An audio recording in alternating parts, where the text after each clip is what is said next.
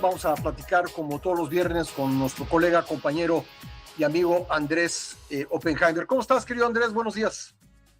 Hola Pascal, gusto saludarte. Pascal, te saludo desde Montreal, desde Canadá, donde hay una especie de rebelión contra los aranceles del presidente Trump.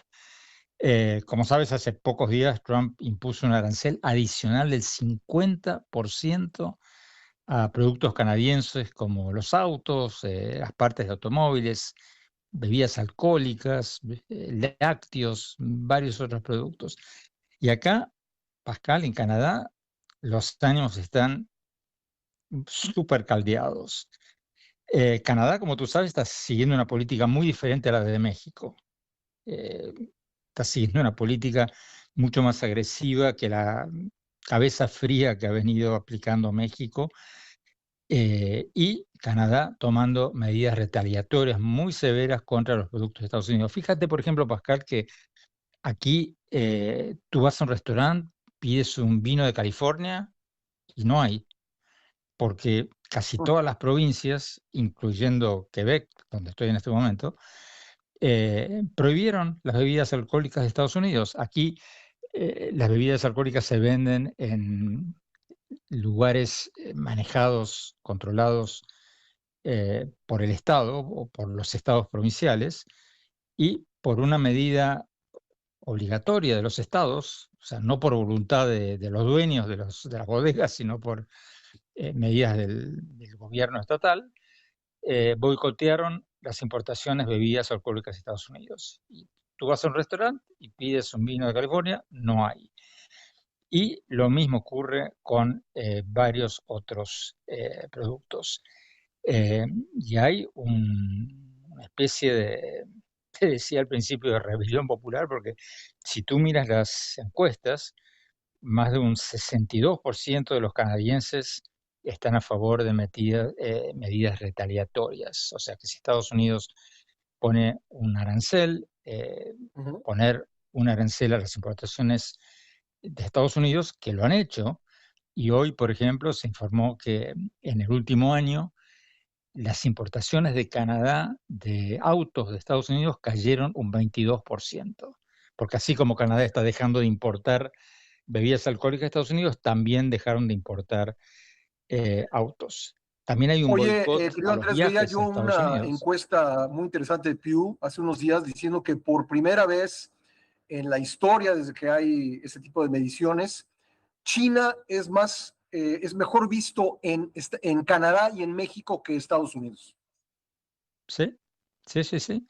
Pero yo te diría que aquí en Canadá hay un mayor resentimiento contra Estados Unidos que en México. Y la explicación, Pascal, quizás sea porque en México no les sorprende a muchos tener un presidente hostil en Estados Unidos. En Canadá sí les sorprendió a todo el Uh-huh. mundo, porque jamás se imaginaron que podrían estar enfrentados a Estados Unidos. De manera que la idea de pobre México, ¿no? Tan cerca de Estados Unidos, tan lejos de Dios. O sea, para los mexicanos, o sea, viven con esa idea o con ese eh, idea verdadera o falsa, pero con ese concepto desde hace muchísimo tiempo.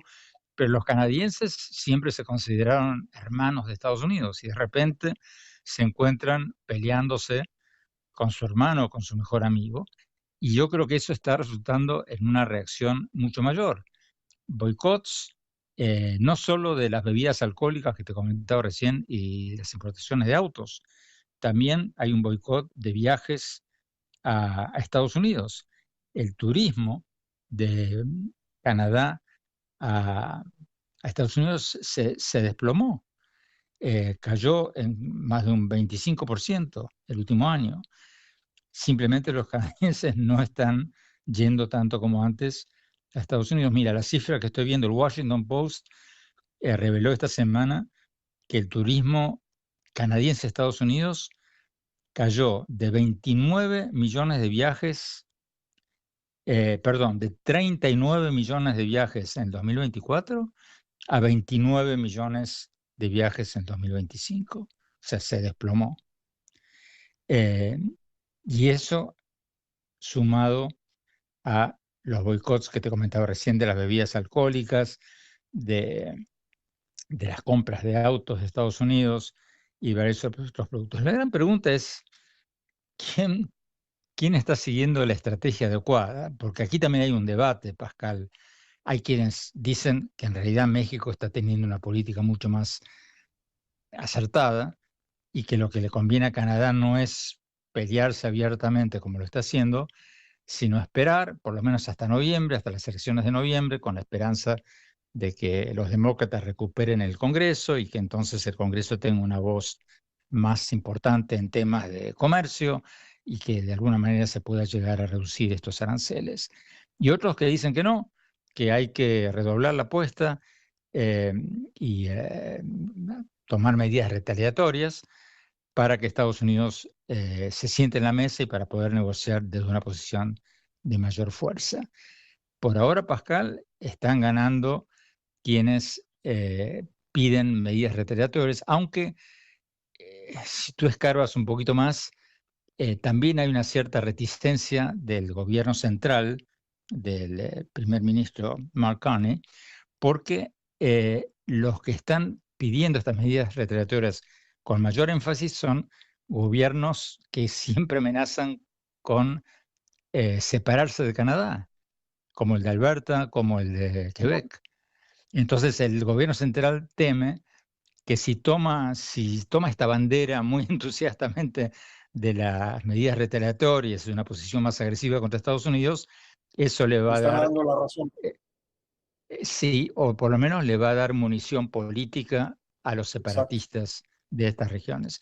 Pero Qué complicado, porque eh, sí, Canadá, digamos, es una federación que de repente parece desilvanarse, ¿no?